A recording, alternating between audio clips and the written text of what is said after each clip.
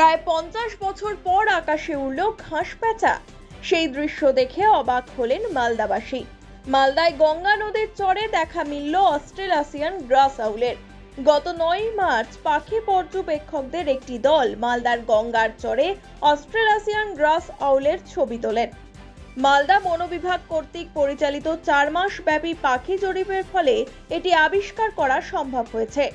মালদা বন বিভাগ কর্তৃক পরিচালিত জরিপের সময় মালদা গ্রিন পিপলস ইন্ডিয়া এবং কলকাতার বার্ড ওয়াচার্স সোসাইটির সহযোগিতায় সন্দীপ দাস, স্বরূপ সরকার এবং সৈকত দাসের সঙ্গে 9 মার্চ 2025-এ সন্দীপ দাস প্রথম এই প্রজাতির পাখির ছবির রেকর্ড করেন। বন দপ্তর সূত্রে জানা গিয়েছে, পশ্চিমবঙ্গে এই প্রজাতির পাখির খুব কমই রেকর্ড রয়েছে।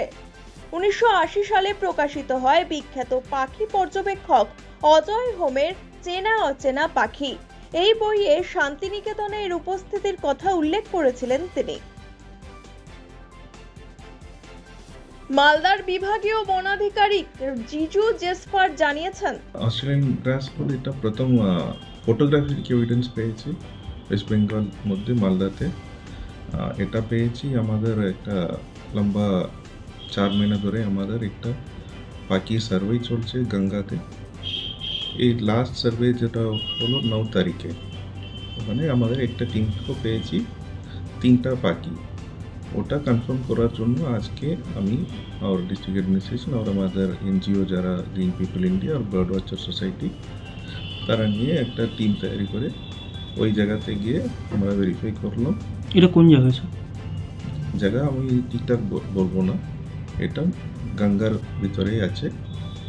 আর আমাকে আজকে 2টা পাখি পেয়ে গেছে।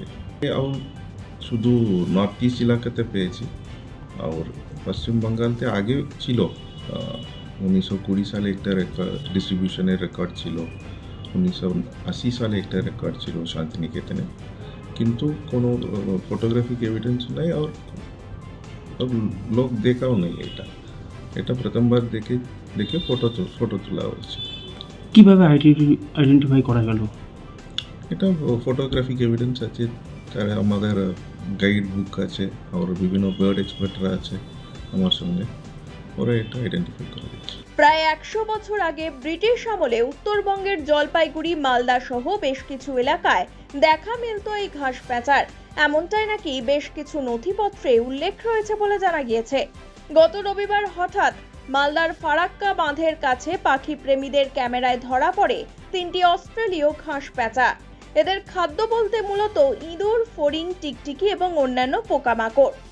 এর আগে বহুকাল এদের দেখা যায়নি। মূলত বড় বড় ঘাসে ঢাকা জমি কিংবা নদীর চরে এরা থাকে।